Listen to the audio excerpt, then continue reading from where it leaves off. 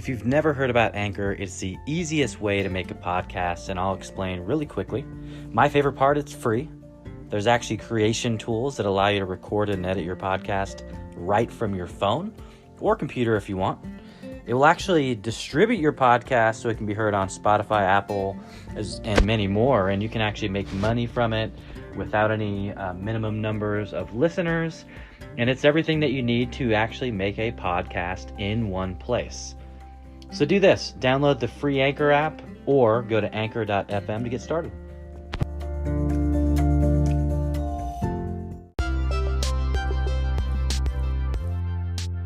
In this episode, you'll learn about Zack's journey and how he had a entrepreneurial spirit from being a kid. It all started with lemonade stands, and then he eventually started a company called Make Lemonade, and last year released a book called The Lemonade Life. So there's tons of valuable nuggets in this episode, so I hope you enjoy, and I'll chat with you right after.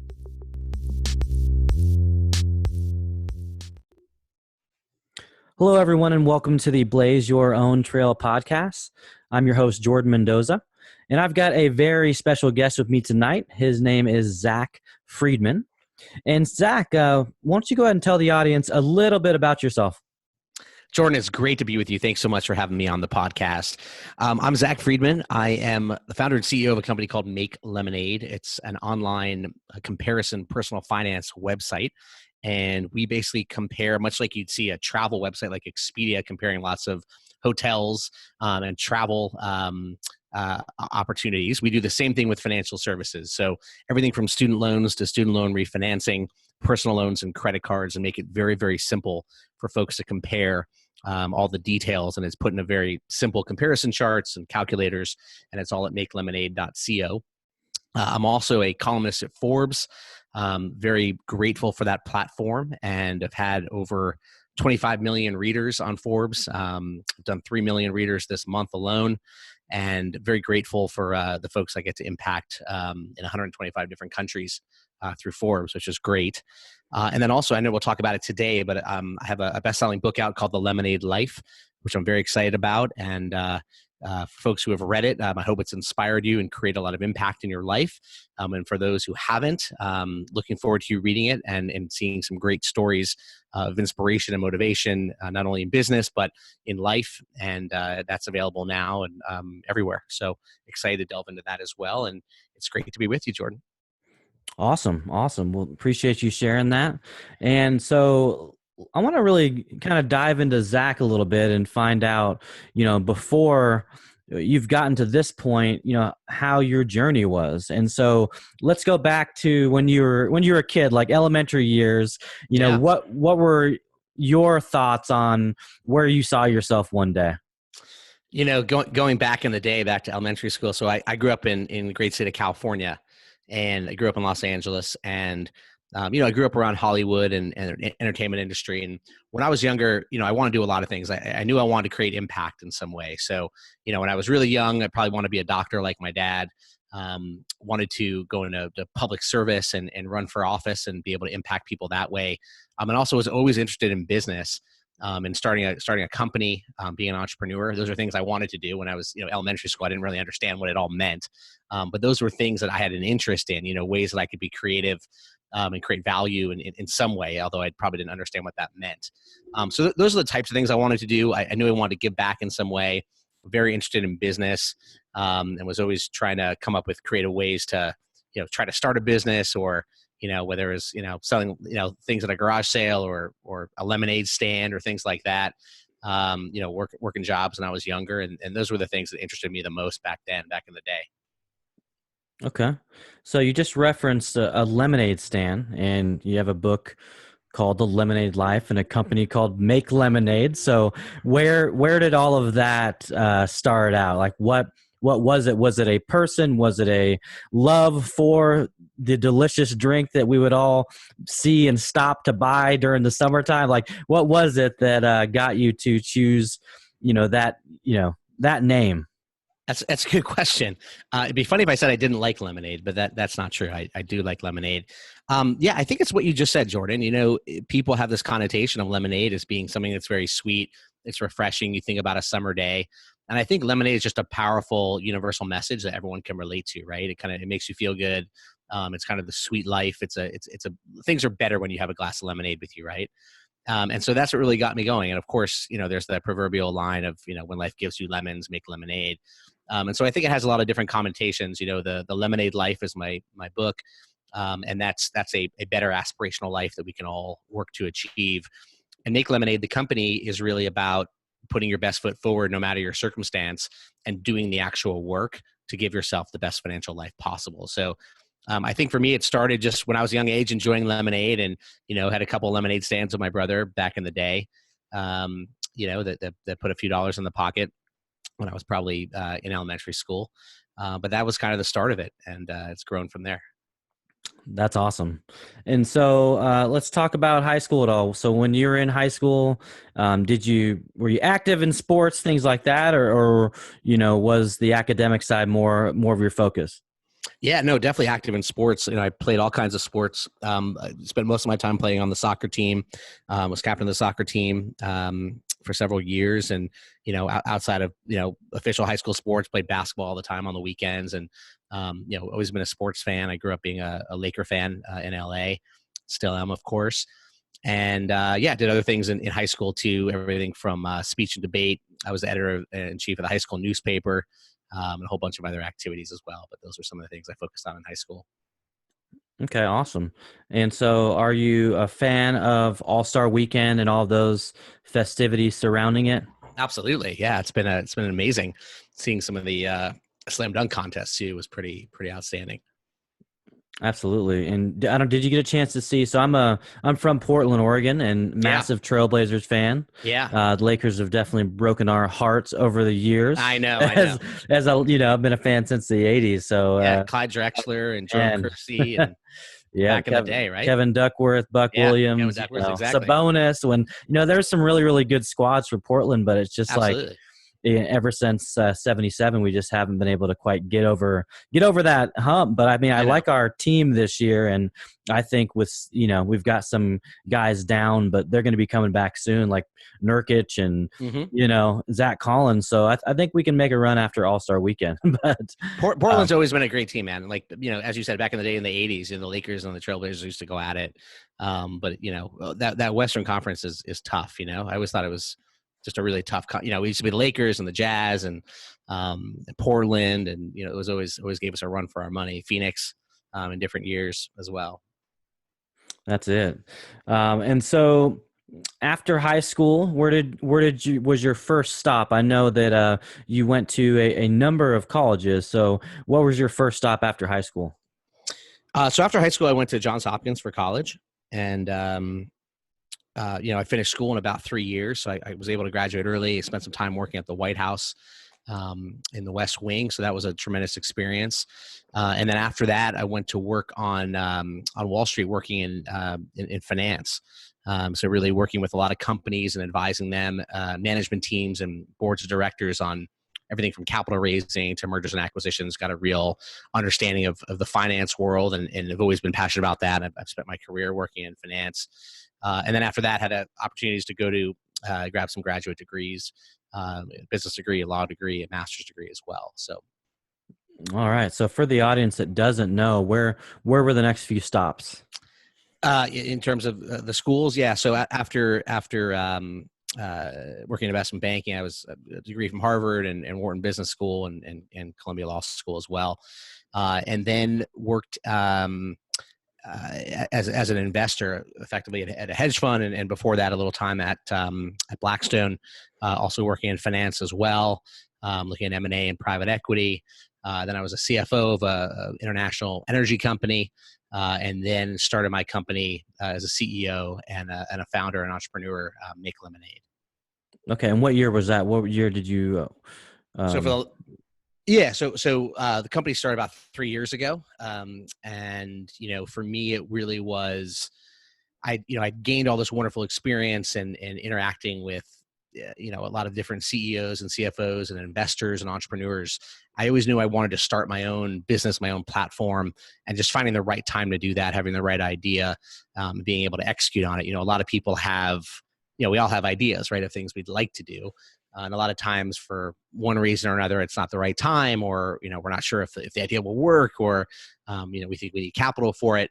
And for me, the right time to do it was when I started my business, and, I haven't looked back.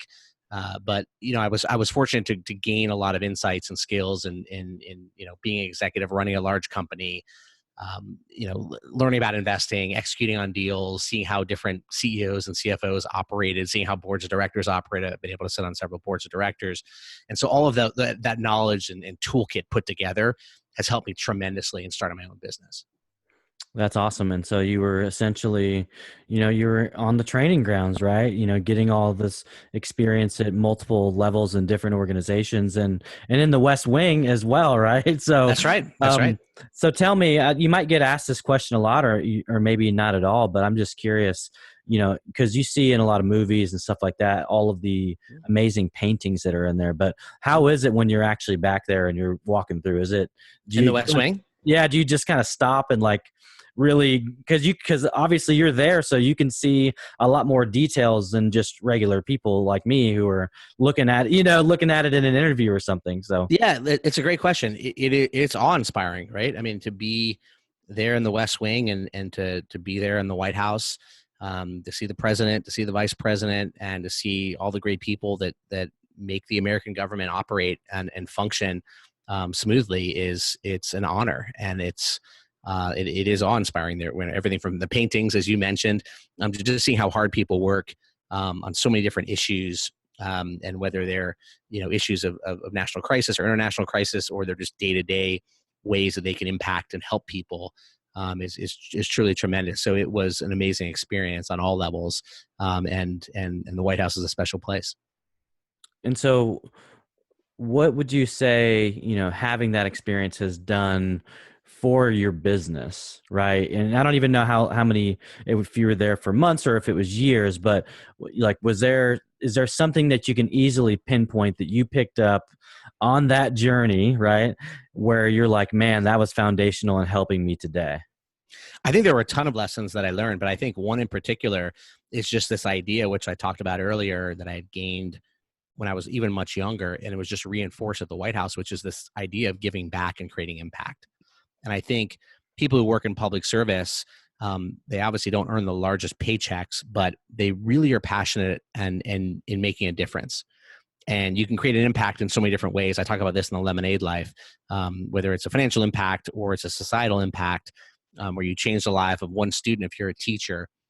I think that is really special to me. And I knew when I wanted to create a business, it's all about how can you create impact for other people, no matter what you do, right? And, at Make Lemonade, we create impact for people by helping them live a better financial life. So we help them in various areas where they can either get savings, or they understand fine print that they didn't quite understand before, or you help them with calculators and make their life simpler and eliminate headaches, help their investments grow. I mean, different ways you can create impact and value for a end customer is an important lesson that I picked up at the White House and in other experiences as well. But that's something that's always stuck with me. And when I think about businesses and great businesses, how they're created, if they're for-profit, if they're nonprofit, or just any organization, is what can you give back to someone else? And that to me has always been something that's stuck with me ever since that experience. Awesome. And I'm sure, somebody like you that I look at you like you're probably a lifelong learner, right? So over the years, I'm sure you've had a number of mentors. So can you tell the audience, who would you say is probably your biggest mentor, and why did you choose this person? I know it might be hard because you probably have several, but if you could just pick one. Yeah, I won't give out the name, but I will say that, when I've chosen mentors over the years, I think mentors are incredibly important. I've looked for people that I number one can learn from. I mean, that's obvious. And they don't, importantly, I don't think they have to be in your field per se. A lot of people say, I work in real estate, therefore I need to find a real estate operator, a real estate developer. I think you want to go to people who will do a couple things. Number one, they've obviously accomplished a lot and they've been through a lot. They don't have to be the most successful or the wealthiest person in the world. I think you want someone who's been tried and tested. So they've kind of seen the ups and downs, and they have a good purview. They have a good perspective that they can offer you. Number two, I think they understand the shoes that you're the seat that you sit in. So they can relate to you in some way. Again, even if you're not in the same industry, even if they're a lot more advanced in their career than you are, they can remember, or they can at least put themselves, through empathy and through other ways, to understand your perspective, I think is really, really important. Number three, I think people who listen, right? I think anytime you have a mentor, there's some mentors who will just say, hey, here's my advice and go take it or not take it. And I think a mentor is willing to invest the time and the energy to sit with you and really listen to your situation and then give targeted advice based on that situation has been incredibly helpful. So I can think of one mentor, going back to your question in particular, who's kind of fit all of those checks on the checklist. And that's the type of mentor that I look for. Someone who listens, someone who understands my perspective. They don't have to be in my industry per se. But I've been able to help them as much as they've been able to help me. I'd say that's another important point as well. Mentorship it's a two-way streak. A lot of people think it's a top-down experience. But I've been able to add value to many mentors over the years who have helped me, not because they've helped me, but because I wanted to help them. And I've been able to share my perspectives, even if they're older than me or they've done more things and seen more than I've seen. I've been able to give back to them, at least in a small way. And that's been rewarding for me as well. That's awesome. Yeah. And I'm a big believer in, reciprocity and, giving to other people without expectation, right? Just because you want to help, because Of course. I work with people all the time and, they're like, hey, like, thank you for helping me. I'm like, well, you shouldn't have to thank me. I literally like you need this information. I have this information. Right. And I get the ability to see somebody have that aha moment and say, wow, like, and to me, it may not be that big of a deal, but for the recipient, it could mean the world, Absolutely. That's exactly right. So what are some things when it relates to finance? So I know you've got calculators, you've got, all these different tools that are available. What do you think has made the biggest impact on your customer base? Is it, the content that you have, or is it a lot of your values and messaging? What has been the biggest thing? Because I'm sure you definitely look at different data and metrics as it relates to customer experience and reviews and ratings. Absolutely. So I think it's three things that differentiates us. First, are our comparison tables. So, I can't tell you how many times, even someone who has a financial background, just trying to get information on just a basic financial product, it's not as easy as you would think, right? I mean, the internet has so many different sources, but just seeing everything in one place where you can compare rates and loan terms and, states of residence, eligibility, and, the number of years that it would take for you to pay back a loan, for example, you'd be surprised, but you can't really find all that information in one place. So we wanted to create very simple comparison tables where you can see a snapshot on your phone or on your desktop or laptop or tablet very, very simply, and then make your own determination. So we pack in a lot of what I would call fine print that would be hard to find, or you have to look in multiple places, and make it very simple in one place. I think that's a huge value add for customers that have used Make Lemonade. Secondly, I think our content is not as you would find other content. So most content in financial services, it's very descriptive. Here's what a loan is, here's how it works. But it's not as proactive, or like, here are the steps you need to take. And so we spend a lot of time very carefully with Make Lemonade to be very, very proactive, and like, here are the clear steps that you need to take if you want to get from point A to point B. I think that's helpful because, not everyone has financial expertise. And again, sometimes these things are very hard to understand, even if you have financial expertise.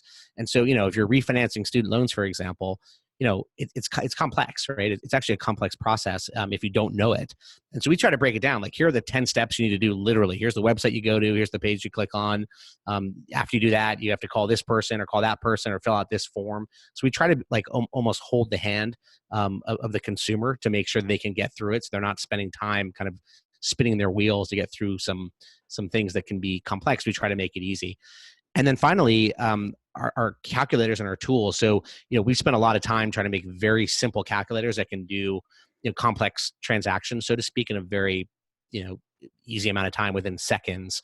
And we think that's a huge value add. I mean, I would argue have the best calculators for student loans, certainly, and other products as well. But certainly for student loan refinancing and paying off your student loans and income-driven repayment plans, again, those are, typically they're either not really available or they're too simplistic, or they don't really tell you the right information you need very succinctly. So I think that's an area we really spend a lot of time and resources on. And I think those three areas, content, calculators, and then also focusing on our comparison tables that have really differentiated Make Lemonade. That's awesome. And so, you're very active on LinkedIn, right? You're posting, you're creating different content, you videos, things like that. So what has really kind of drawn you into that platform? And for somebody maybe that's listening that isn't very active on LinkedIn, maybe they're like me, like last April, where I thought it was just a place to go update my, if I got a new job or to tell somebody happy birthday or, something like that. Right. So, Right. what would you tell the audience that maybe could add some value if they're thinking about wanting to get more active and start to build that brand there? LinkedIn is a phenomenal platform. I'm a big fan of the platform. I'm a big fan of multiple social media platforms. I think it's important if you're a creator or an entrepreneur or an author or whatever you're trying to do in life. I think it's so important to connect with other people, and definitely face-to-face interaction is number one. But social media tools like LinkedIn are so powerful to create and share your content. I spend a lot of time sharing content, creating fresh content, every day. And LinkedIn, you're right, Jordan, it's not just a place to post your resume. I mean, you're also very big on LinkedIn. And I think the more you can share messages, whether it's about your business or it's about your ideas, content you create, whether it's video or it's just messages, really that you can resonate with people. It's a really powerful platform, whether you're trying to generate business or sales or connect with people or build an audience. There's so many different ways that you can leverage the power of LinkedIn. And so anyone who's out there is listening to the podcast and maybe you don't use LinkedIn or you use it for some of the things traditionally people think about, like posting your resume or wishing someone happy birthday, or getting job updates or searching for jobs. It's a lot more than that. And you can really use it to build an audience, as I said, connect with really smart people like yourself, who are doing wonderful things in life, and really get to know a lot of people that can turn into really strong relationships, that are not just a one-time like on a post, but you really get to know them and you end up respecting them and learning from them. I learn so much. I'm a big content creator, but I love learning. You brought up being a lifetime learner. I love to learn from everybody. I really love to learn from everybody, whether they have a social media following or not. So I spend a lot of time listening to people more than I talk, or at least I try to. And if I can gain something, that I view it as a win. So for me, LinkedIn has been phenomenal, along with great other platforms too.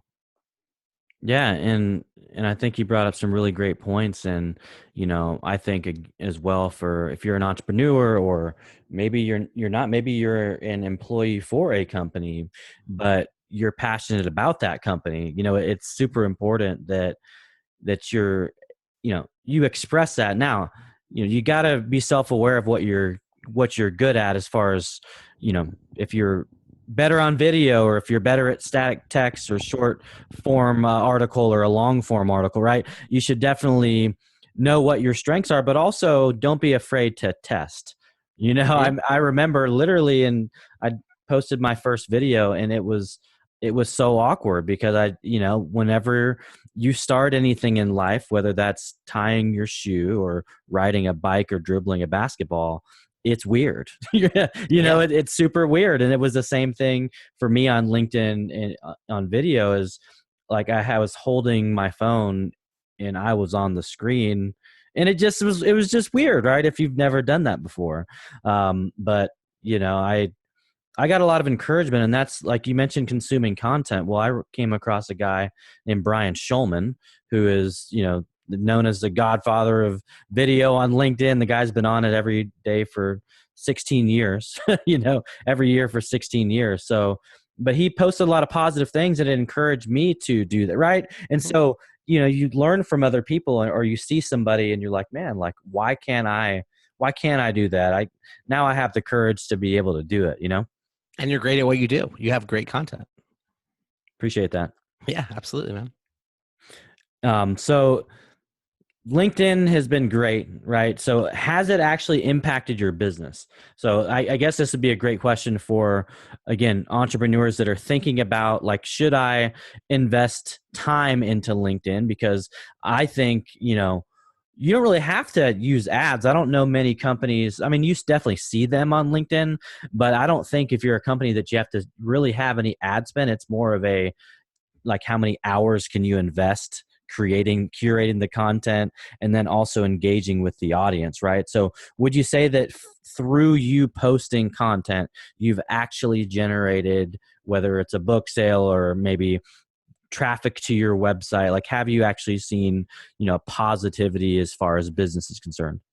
Absolutely. I mean, we generate business every day on multiple different things that I do, from Make Lemonade, my business, to book sales or folks who have read the book. It's a chance for me to connect with them, to people reading my Forbes column, people inviting me to speak. I speak quite a bit, and so yeah, on a daily basis, I receive direct messages all the time across all of those areas. And then of course you get, as you probably do as well, a million different pitches to do, to get every single sales pitch under the sun, to sign up for a product you probably don't need. But yeah, absolutely. I would encourage anyone who is an entrepreneur, or even if you're not an entrepreneur, whether you're an author or you work for a company and you just want to get more involved, I think it's, again, a phenomenal platform. Again, you don't want to be, and I think a lot of people make this mistake of just, selling their product, right, to someone who doesn't need it. I like to just give away a lot of content. Like I don't charge for content. You can buy my book, obviously, but 99% of my content is totally free, whether it's on Instagram or Facebook, LinkedIn, Twitter, etc. And I love just sharing, motivational messages, inspirational messages, business advice, or other things I think that can help people in some way. And I think people who do that, who are authentic on LinkedIn, like you, Jordan, and others, I think those are the people that resonate most, because people don't really want like a sales pitch on a daily basis. I don't think that's what people come on the platform for. I think it's to meet people. I think it's to learn. I think it's to create value, create impact, and to grow their network in meaningful ways. And so I think the people that understand that, the people who are thinking about getting on the platform, that's where they should really be focusing, is giving away content that can touch people in some way. Because I think that's how you make that meaningful connection. Absolutely. Yeah. And that's my goal, right? I want to create content that either inspires, educates or entertains, right? I mean, those Right. are kind Exactly. of the three buckets that you want to use. And when you do it from a value add perspective, meaning I want somebody to actually, listen to this and then do something, like some type of action, and then get some type of result. Like you said, like, that feels fantastic that you're able to Absolutely. impact, because just imagine if you impacted one person a day, that's 365 people a year, right? I mean, and when you're creating content at scale, you actually have the opportunity to impact so many more people than that. Absolutely. Absolutely. It's Absolutely. phenomenal how far it travels. And if you're hosting a podcast, right? I mean, this episode that we do today, Jordan, will be on LinkedIn, and folks can listen to it and get educated and learn something. Maybe they'll have a reaction to it. Maybe they'll follow up questions. Maybe it'll give them an idea to go start a business or get more active on LinkedIn. And that's really creating real value for people, right? To see us come together and talk and share insights. That's big progress for a lot of people that can benefit from it. And that's why you started a podcast, and are ramping it up, right, and doing so well with it. So Yeah, it was about, sharing other people's stories and journeys with the world, right? Because and not just the success, because, like, you know everybody is, it's very easy on the surface to see the success, but no one really knows bottom level what someone has actually gone through to get to where they are. And so that brings me to my next question. So um, what roadblock have you ran into? I guess maybe like your top two roadblocks on your journey, right? And I know you're the type of person where you're still on your journey, you still have more people to impact, but what two roadblocks, specifically, can you remember that you like came across and you were like, man, how am I going to go, around or through? How am I going to get through this? I could probably give you more than two, but I talk about roadblocks a lot in my book, The Lemonade Life, and there's a couple characters that you meet, and one of them is called an eternal excuser, and that's the person that kind of makes all these excuses all the time, like, I can never do this. It's too hard. It's too much money. I'm too old. My time has passed. And I think a lot of us have either excuses that we tell ourselves. We kind of have debates with ourselves, right? Like, should we do this? Should we not do it? Should I start a business? Should I not start a business? And again, I can name several times I've failed or faced roadblocks, but I think some of them, just to highlight a few, it's just deciding, number one, to start a business, right? I probably want to start a business from the time I was going back to that question earlier about elementary school. But finding the right time to do that, right? And so I think we kind of have these internal debates. Wow, do I leave what I'm doing and I'm on a certain path because I want to start something, and what if it fails or it doesn't go the right way, or wow, I got to raise all this capital, or what will other people think, or that kind of thing. I don't think like that anymore, but certain times, I mean, those are all just natural things that people think about, and whether it's going to make sense for them. It's the same thing with writing. So you asked me earlier, what'd you do in high school? I was the editor-in-chief of my high school newspaper. It was a weekly newspaper. I love to write, but I didn't become a writer full time, right? I didn't graduate college and say I'm going to write full time. So I did other things, and I came back to it, and I had the opportunity, finally after years later, to start a column at Forbes. And fortunately, it took off, and has grown tremendously. Again, almost 30 million readers in 125 countries. So should I have started it 20 years ago and kind of focus on a writing career in addition to my business career? Who knows? It's hard to look back, but obviously there was something that I chose not to do that, right? And did it make sense to focus on that? So I think one of the lessons from this is a lot of people create roadblocks for themselves, right? It becomes a mental roadblock, and they're not sure whether they should do it or they should. I think for being an entrepreneur, a lot of people don't tell you this. Everyone's like, just jump in, just do it, just start your business, escape the 9 to 5. I talk about this in the Lemonade Life. Not everyone needs to be an entrepreneur, right? Like, it's okay. We have this world today where it's like, you got to escape the 9 to 5. The 9 to 5 is horrible. You don't want to work for someone else. You want to work for yourself. You want to create your own destiny. And that's true, in entrepreneurship, but 99% of businesses or something like that will fail. Right? Like, they just don't work out. Like, you see a couple of few successful ones on, whether it's LinkedIn or, other platforms for folks who have done well. But I can tell you so many people, so many smart people that had great ideas, and the business just didn't work out. And that's most businesses. And so, I don't think people should put this pressure on themselves to like leave their job. You can have a very successful and rewarding career working for other people if it's the right environment. You enjoy what you do. You wake up every morning and you're really passionate about it. So I would tell people who are experiencing roadblocks or they're unsure of themselves, definitely don't worry about other people, what they think, what they're doing. You can have 5 friends who are trying to be entrepreneurs, and they're like, oh, look at me, this is great. I sleep in when I want. I have my own hours. I set my own schedule. I don't have to answer to anybody. But it might not be right for you. And so if you're deciding whether to do something or not do something, don't have that internal debate with yourself. Like, if you feel you're ready to do it, great. If you feel like you need 2 more years to do it, great. Like, you have time. I think that's another important thing. People think there's like, I don't have time. I'm 25 years old. I got to get going, or I'm 30 or I'm 40. And it's like, you have time, like businesses, sometimes you need to spend 5 years trying to figure it out. Other businesses you can start today. And a lot of people spend too much time planning. That's another big pitfall, right? They're like, oh, I got to plan this, and I got to make sure this is right, and I got to think about my market strategy and my customer strategy and all these different strategies, when you could just write a business plan and kind of go with that. And so I think it's different for everybody, but don't have that internal debate, because you can create these unnecessary roadblocks. That would be my bottom line advice. Awesome advice. And I definitely can relate to that, because I wanted to start this podcast, and once I actually said a launch date, it became super real. Mm-hmm. Yeah, like, once I started, saying it to other, not just people directly in my life, but like out on social media, and then I was like, oh, okay, like, this is actually cool. So now I've got to really do this, or I've got to start this show, and I've got to figure out, like, who's going to come on the show, and, get Mm-hmm. these first few episodes under my belt. And, I didn't I definitely didn't know all of the actual work that would be going in because, I am the host, I'm the producer, I'm the editor, I am the marketer, right? Like you're really doing You it do all, everything. but Yeah. I love this journey. I love this process, and I feel like every day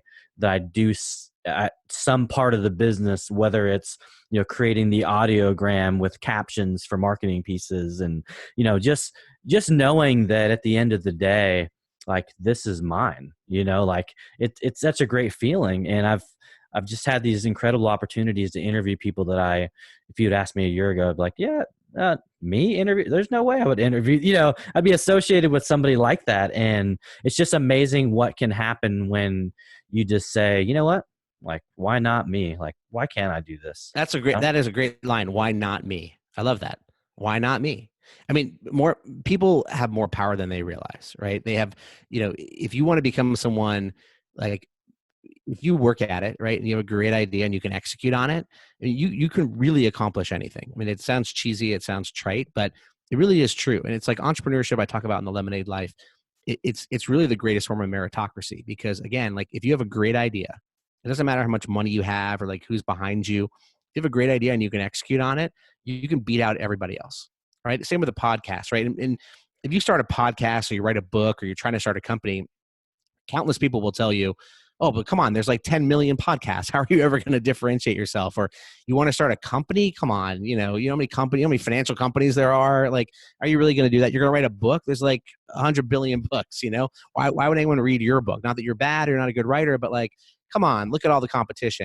And I think people who listen to that kind of thing, sometimes, those are fair comments, right? But again, if you have something that's different and it's unique and you can differentiate yourself some way, it doesn't matter how many numbers are behind that, right? As long as you can execute on that, you can make a difference. You can stand out. You can beat those odds. And so I think it's important for people to realize. And as you said, when you take that first step, right, and you're more specific, I talk about setting goals in the Lemonade Life, and one of the methodologies is make goals specific and non-negotiable, right? Like, once you said you put it on social media, I'm starting a podcast, right? Well, there's no turning back, right? You're not going to tell people I'm starting a podcast and then you don't show up. Like, you have to get the guests, right? And then you got to start editing it. You got to start finding, interviews to do and doing the research. And, and then once you've done it, you've done that first interview, it becomes more comfortable, right? The second interview and the third interview, and the next thing you know, you have 50 people you're talking to. So it's just, it's kind of taking that first step and the second step and the third step, and it becomes easier over time. Same thing with entrepreneurship, same thing with writing a book, same thing with, creating impact somewhere. It's like, so many people, they worry, well, oh, should I do it? Should I do it? But like, once you actually do it, whether it works out or not, I mean, you may fail 9 out of 10 times, but if you can actually get there and get over that first hump, you really can get going on your journey. That's it. Yeah. And it's been one of those crazy things because, yeah, like you said, originally I'm like, I have to reach out to people and say, hey, I would love to learn more about your story and your journey and see if you would line to come on the show. And then, after I think the first few episodes were out, it was just this amazing thing to start happening where I just kept getting messages from people that were saying, how can I get on the show? And I was like, you're me. Like, I was just that I was just that person, Right.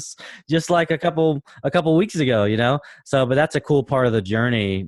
When, and I actually enjoy that process. I don't mind reaching out.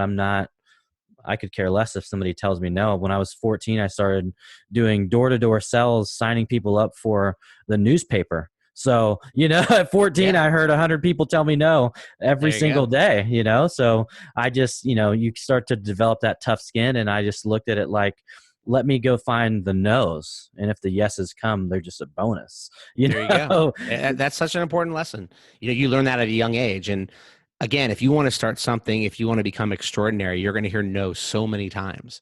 And I think for a lot of people, I think their first thing is like, well, that's really going to kill my self-esteem, right? Like, I don't want to hear no all day.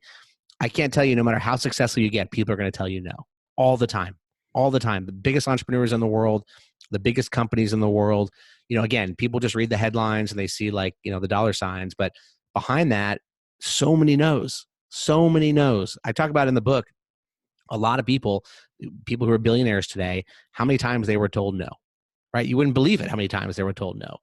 But eventually they get a yes, and then they might get 100 more no's, and they get another yes. And it's like, things happen slowly. They don't happen as fast as most people believe. That's exactly it. And I think, mindset is like, whether it's sports, whether it's life, whether it's business, it really is everything, right? And the more, positive that you can be, um, the better, because like positivity is contagious just like negativity is. And if you can be like, just have that positive attitude with people, like people naturally want to be around that, right? And I think, for people that are in sales, whenever I teach a sales class, I'm like, listen, it's about smile, eye contact, enthusiasm, right? Being able to actually read people's body language, because you can easily tell if somebody's interested or not. All those fundamental things that a lot of people, and it's 2020, you walk into businesses and people are just looking at their phone. They don't greet you, Yeah, they don't stand up to greet you. And it's like, why would I want to frequent this business? Because I don't feel valued as a customer, right? So it's absolutely. going back to the basics, I think is huge in a lot of ways. And some people that are starting out, they actually don't have that grasp yet. They don't. And you're right. You see it more often than you think. And everybody knows those basic things, right? If you ask anyone, what makes a good salesperson, they tell you exactly. You shake hands, you show interest, you listen. But a lot of people don't do that, right? They don't do basic concepts. And you see it on LinkedIn too, right? People just send you, I get this literally daily, multiple times a day. I will get messages like, hey, do you want to buy some like computer security software? Like, I've never met you before. Like, I don't even know who you are. Like, at least say hello, try to connect on some personal level. I think people just forget these basic things, and it kind of screams, inauthentic. And if you don't have that authenticity, it's hard to connect with people, I think, in addition to being a good listener and shaking hands and making eye contact. Yeah, and another one, you probably get this all the time as well. I get it constantly. I've literally just connected with somebody, and then they send me the first thing, that literally first piece of communication is, Is a can long you pitch, please right? write me a recommendation? And Oh, it's really? like, Okay. wait a second, we just literally connected. I have zero context about who you Right. are as a human being. Right. There's no, how could I possibly write you a recommendation? You basically are asking me to lie, right? I mean, that's what it is. And so, I'm just the type of person where I'm like, hey, listen, I appreciate the message. If hi, I'm Jordan. Yeah. Yeah. What Exactly. line of Let's work are start at you? the What do beginning. you do? Let's start here. Let me check out your content for around 6 months or so. Kind of build a contextual relationship, and then maybe I'll think about writing you a recommendation. But if I did it today, it wouldn't even make any sense, because I don't know who you are. Yeah, and I think that's a huge pitfall, obviously, on social media. And again, if you're looking to get involved in LinkedIn or a similar platform, like, you have to be authentic, right? Like, just think about real life. You wouldn't go up to someone in real life and be like, "Hey, how you doing? I'm Zach." Like, and then 10 seconds later, ask for, as you said, like a recommendation or something like that. And so, again, the people who are really successful on social media and LinkedIn in particular are just people who are authentic, right? And they're not asking for things. They're more giving, right? And it's not tied to an ask. It's just, hey, I have content I want to share and I want to create and I want to impact and motivate and inspire people. And I think those are the people who have longevity, like yourself, on LinkedIn and on social. Yeah, and really, like you said, the authenticity piece is huge. And you wouldn't, if you go to dinner, you don't typically start with dessert, right? Right. Like, you usually have Right. an appetizer, right? And then maybe an entree before you. And those are people, they literally just immediately start to pitch you. And listen, like, I know they're hustling, and I know that there are going to be people that buy their product or their service or whatever using that tactic. But like you said, if you want to establish like long-term relationships with another human being, you're not going to do it through those tactics, right? So you have to actually be more cordial and be more personable and introduce yourself and literally try to get to know other people, like a human, like real humans, right? Because those relationships are just very transactional, like quick relationships. I'm getting here to try to get this sale, and then I'm going to the next inbox, right? And Right. so Right. there's no sustained relationship in that instance. That's right. It's transactional, right? It's not building a relationship.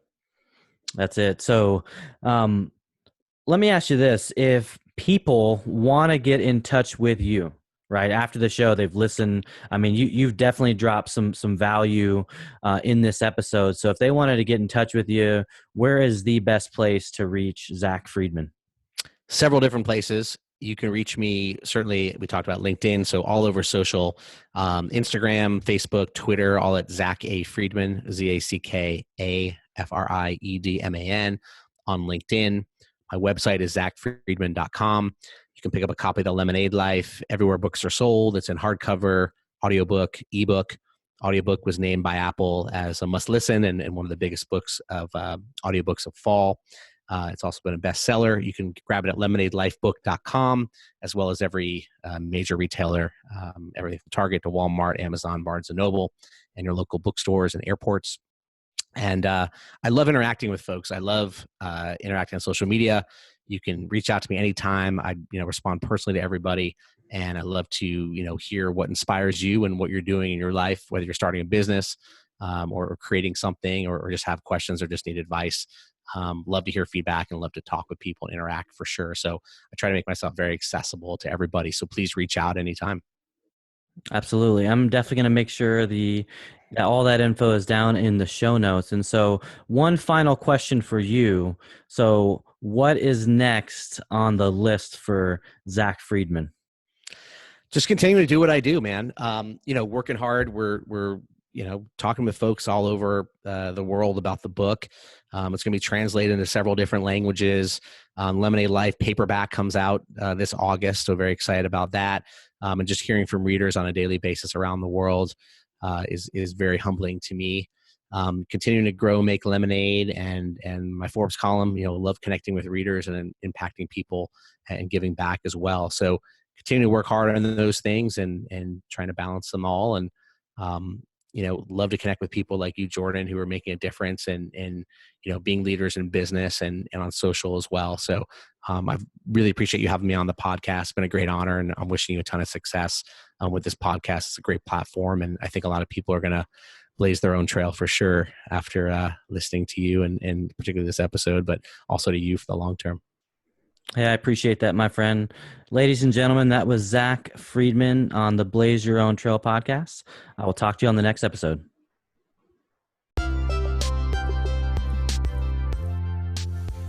Thank you so much for listening to that episode with Zack Friedman. Wow, does the guy have a lot of energy, and there was so much value dropped. Listen, if you're not subscribed yet to the podcast, please subscribe, and also tell your friends about it if you enjoy it. In addition to that, if you have not rated and reviewed, please rate and review the podcast if you enjoy it. That feedback will tremendously help us be able to reach as many people around the world as possible. So thank you all for your support, and I can't wait to chat with you on the next episode.